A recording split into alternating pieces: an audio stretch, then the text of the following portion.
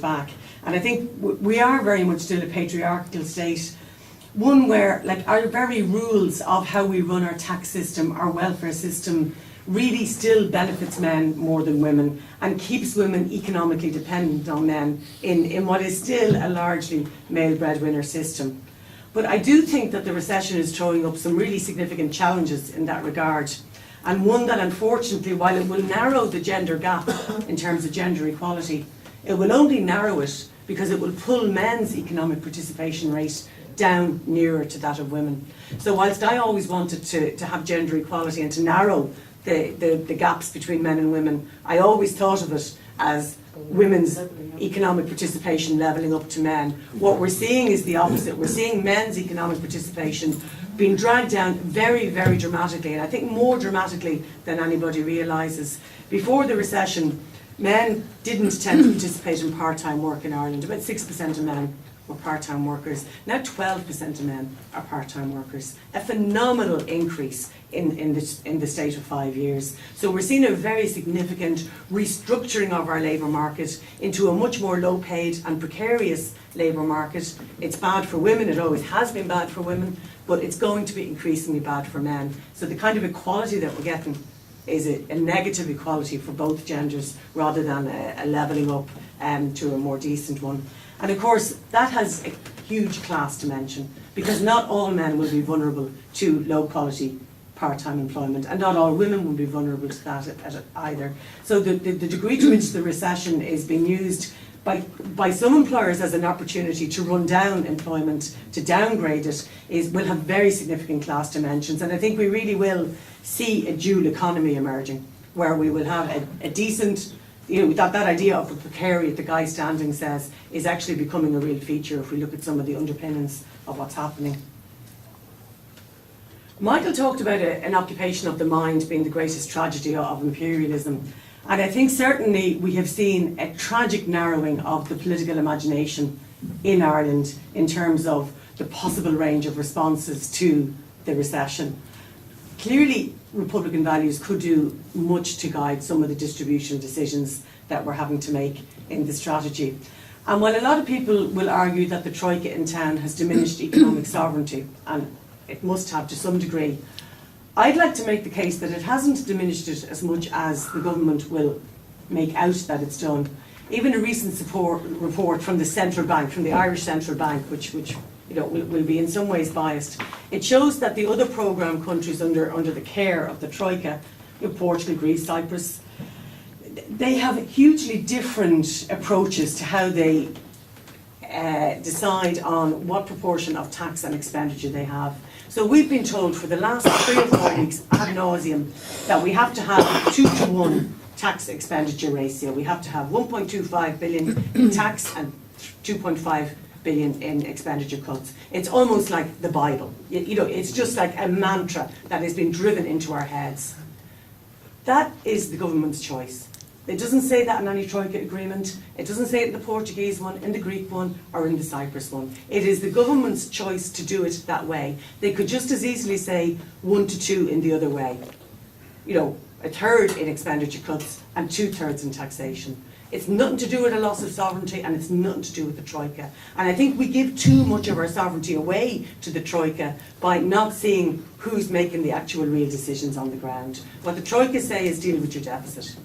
There's a lot of freedom in how you do deal with the deficit. And to some degree, the government are selectively amplifying the bits that they can find in different reports that suit the domestic agenda that they have. I think we need to be really careful with that, because what it gets away from is really looking at what would a Republican state do. A Republican state would try and be a strong state. It would try and grow its fiscal capacity, its taxation capacity to serve the common good. It would try and be sovereign in its fiscal, in having a tax state. And it would grow up and engage with what it needs to do to deliver to its citizens the kind of services they want.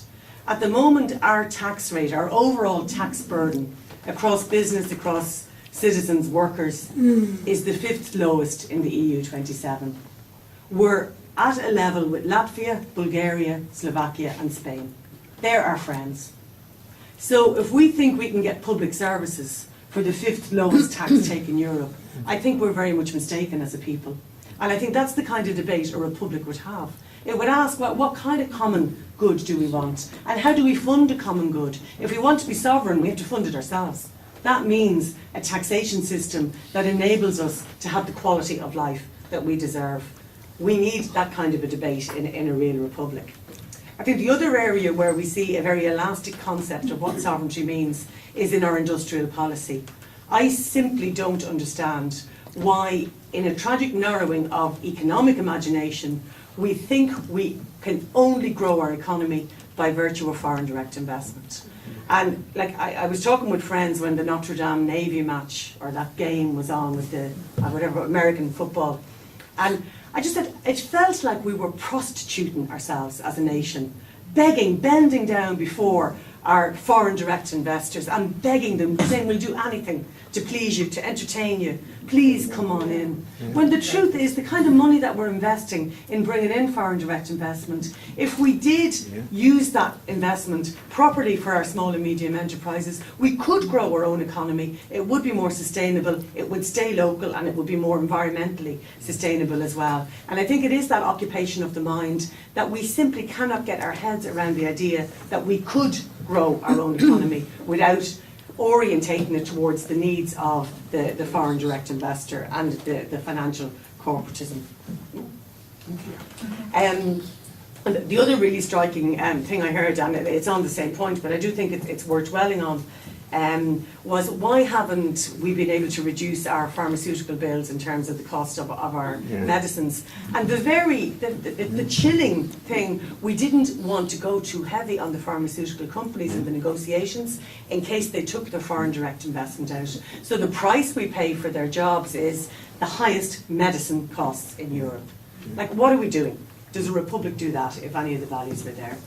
So moving on, because I've talked about 5 minutes, to the Constitutional Convention, because I do think it's the other area where Republican values can be very informative in crystallising a debate about what kind of political institutions we want. And there are many, I mean, Fintan O'Toole and the like of arguing, you know, Ireland was never a republic, and what we need is a first republic. And others are framing a debate that we need a second republic. And there's been a lot of talk about the Constitutional Convention being not worthy of the name, and I've been one of the talkers in that degree, and I'm not going to try and defend it at all. But what I will argue is that we do need a very significant kind of Constitutional Convention based on exploring what the political institutions of a republic should be. Because I would be very clear that the reason we have the political economy we have that orientates itself towards enabling foreign direct investment to pilfer the country, that doesn't tax its citizens enough to actually supply it a common good and public services, that some of those reasons go back to the kind of political institutions we have and the dysfunctional political institutions we have. So we do need a serious debate about our political institutions. We're not getting it with the Constitutional Convention, but we do need it. And if we looked at Republican values, we'd see things like equality again as a theme. If citizens aren't economically equal, they're not politically equal. You can't expect to have a functioning democracy if quite a number of your people are ostracised from participating in it by virtue of illiteracy or feeling so excluded from mainstream society that they don't see the relevance of voting. So it goes back to that core theme of equality as a necessary concept. And I think all constitutions have probably 3 major functions. They're symbolic statements of values a lot of the time. They contain bills of rights, of socio-economic rights, but they also govern the distribution and the exercise of power. They lay out the rules of how power is organised. And I do think that our Constitutional Convention is in serious danger of not discussing power at all, and that will be its downfall. I think our national capacity to govern in a context of financial globalisation means that we have to amend our capacity in our political institutions to govern more flexibly, to govern we need a different kind of nation state to manage the context of the globalised world that we're in. And that does mean maintaining some degree of sovereignty, but it also means trading sovereignty for capacity. But we need political institutions that are extremely mature, and we need public spheres that enable citizens to understand and to make those kinds of decisions collectively. And we are nowhere near that kind of democracy. We're still a very underdeveloped democracy. So I do think that our political institutions at the moment are part of the problem that rendered us so vulnerable to the economic collapse that we have. And even if we get out of this economic collapse, if we don't re-engineer those political institutions, we're just setting up the scene for the fourth crisis in the history of the Irish state. And that won't be easy, but I do think that there are some core pointers that we can go to. And again, Republican theory helps us look at that along. Philip Petit's work, for example, looks at the need to have a free play of ideas in a republic, the need not to have media ownership dominated by one or two corporations, the need to have a public sphere where people are used to the idea of dissent and contesting ideas with each other, the need to have turnovers of power, maybe things like term limits, citizens' initiatives, the need to have deep participation. Republican theory gives us lots of ideas and examples of the kinds of political reform that you might have if you were serious about having an animated republic that's capable of really enabling its citizens to participate and govern themselves. And that's the true meaning of self-determination, is citizens' capacity to really take part in the active democratic life of the state and actually have a real say in what's happening, an informed say, an ideological debate about what's happening. I think a lot of reforms could be quite practical there, like reforms to address the clientelist culture that we have, local government reform, maybe reforms to separate the executive and the legislature. There's lots of practical ideas that you could have there.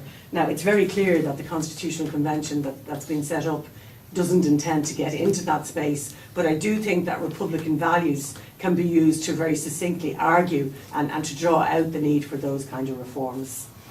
So I'll pull that together a little bit.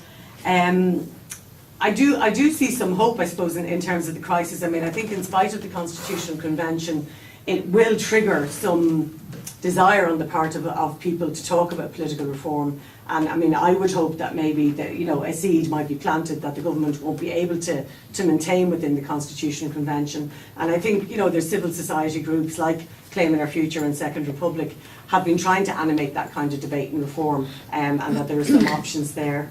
So I've tried to argue that the Irish public is very weak in its publicness. It's very weak from the concept of having a state that has the capacity to generate common goods and share them effectively.